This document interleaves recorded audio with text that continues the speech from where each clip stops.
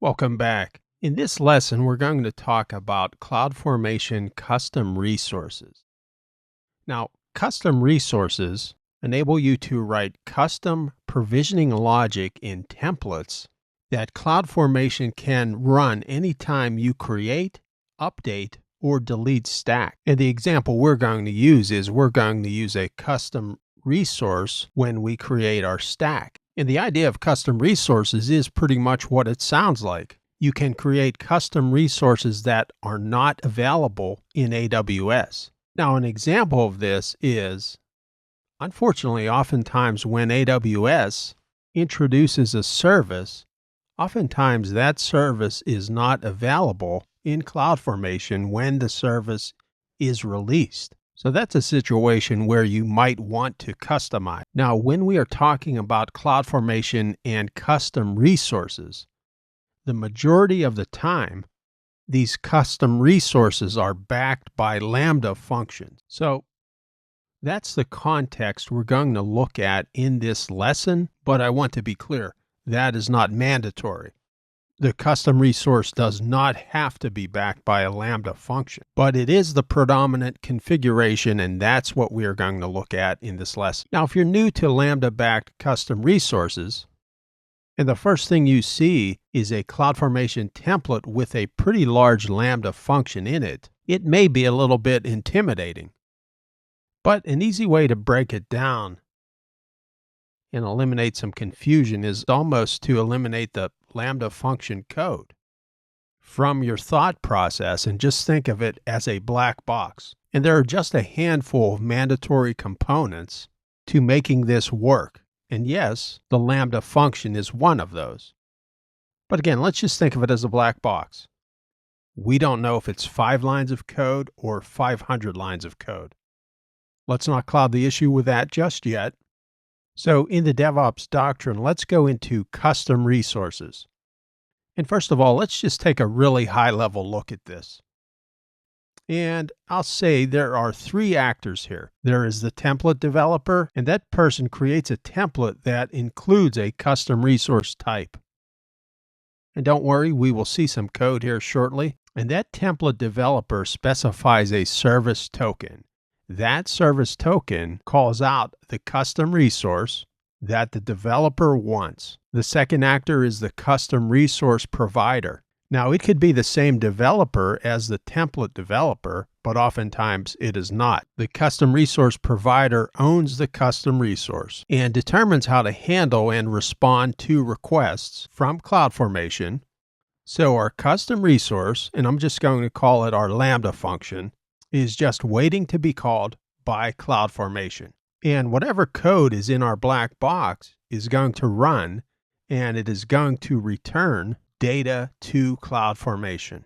And finally, our third actor is CloudFormation itself. So when we create a stack, CloudFormation sends the request to a service token that is specified in the template. Remember, the service token points to our custom resource. CloudFormation sends this token, and then it just waits. It waits until our custom resource is done. And again, most likely it's a Lambda function. The Lambda function runs and returns data to CloudFormation, at which time CloudFormation proceeds with stack creation. Now let's first look at this in code. So I'm going to change the split screen. Now I've brought up a CloudFormation template, and this template creates some IAM users, groups, and policies.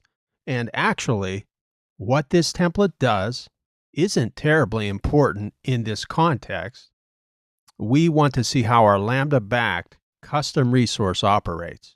Step by step, all of the important pieces of the custom resource. So this is an AWS-provided template that I adapted just a little bit. So what's going on is, ultimately, an IAM user is being created, and the input parameter is this user's password. Now, what's being output is this user's access key and secret access key. A couple other things going on, policies being created, groups are being created. This user can be put into a group, but we just need to know in general what this template is doing. The goal of this lesson is to understand the inner workings of this custom resource. So what this custom resource is going to do is double check this password. Oftentimes when you enter parameters like this, there's no checking on it. But what happens if you mess up this user's password? So you just enter one password, and then finally when the user gets their account, because the password is not what they have been assigned as the password, because it was mistyped, the custom resource is going to verify. So as you can see, we have the password, but now we have added a confirm password parameter. So our custom resource is going to verify that this password is what we intended it to be before the stack creation is complete. Remember, CloudFormation is going to call our custom resource, and then it is just waiting.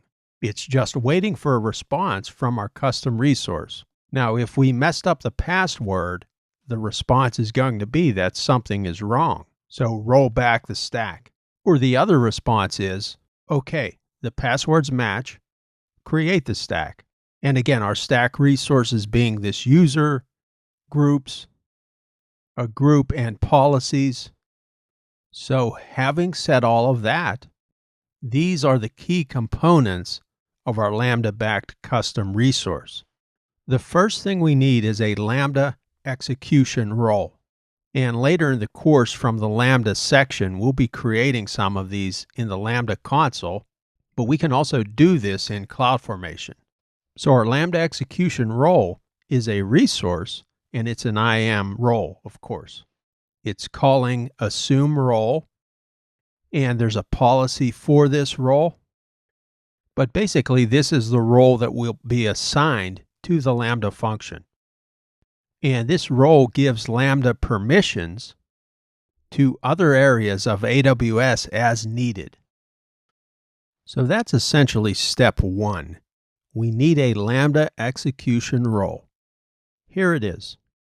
Now, step two, when we start our stack creation and we enter these passwords, the Lambda callout takes place. We basically need to call our Lambda function. And of course, we need a Lambda function to call. Now, here's the catch. The Lambda function can reside in our CloudFormation template, or we can place it in an S3 bucket. And personally, if the Lambda function is not too large, I like to place it in the template. You have easy access to it, you get to look at it, you know what it's doing. If it gets large, then we can place it in a bucket. But in this case, it's not too large, so it is included in our CloudFormation template as a CloudFormation resource, AWS, Lambda, function. And this is just code that probably has been around since computers have been around. We're just going to compare the original password and the second entry, the confirm password, and make sure that they match. Of course, if they match, well, we have success, and that's what's going to be returned to CloudFormation. If they don't match, failure. Return that to CloudFormation and roll back the stack. And just one other thing to note here, our Lambda function needs this Lambda execution role.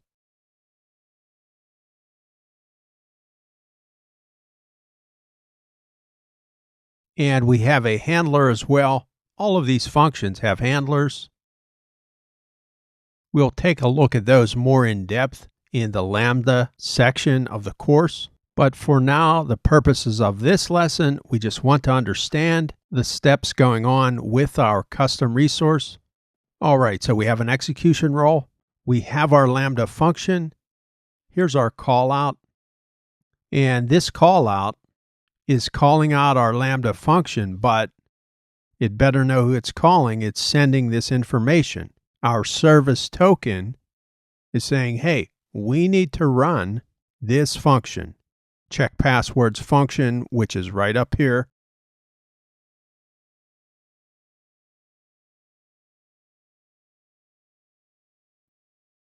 And oh, by the way, here's the ARN for that function. Here's the payload. Here's the initial password.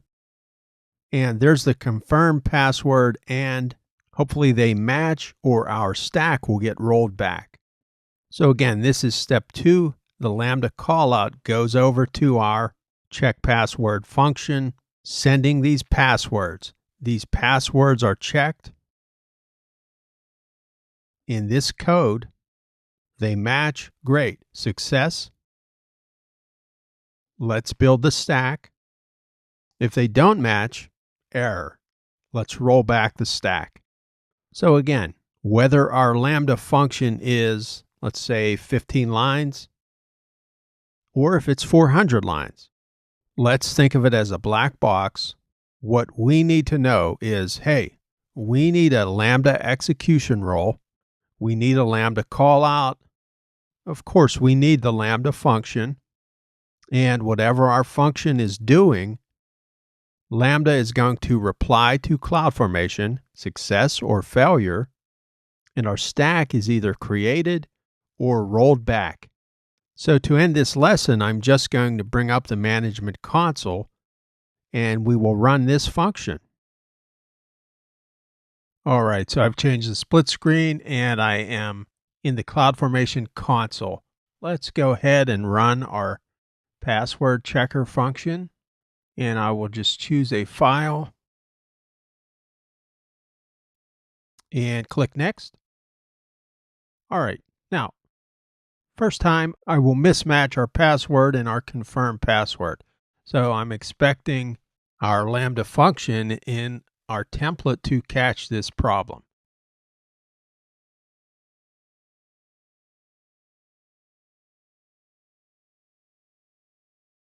Next. Next through options and acknowledge and create. I'll just refresh and we'll just keep an eye on our status. This won't take too long.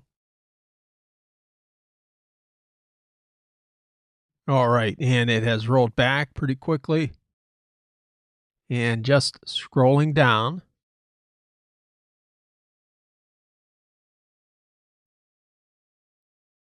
the failure was on testing the passwords.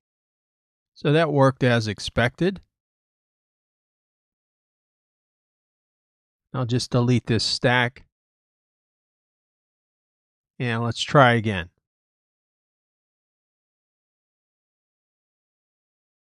Upload our same template. Next. I'll just name the stack a little differently in case that first one's not deleted yet. Passwords match this time, so we should have some success. Next. Next. And create. What did I forget to do? I forgot to acknowledge.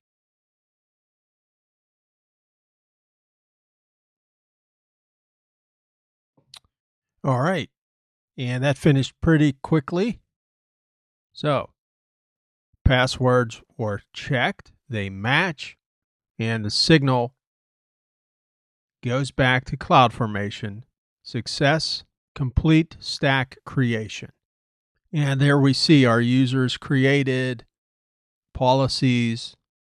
So with that, we have used CloudFormation and custom resources, specifically a Lambda function, to ensure that our users have a valid password.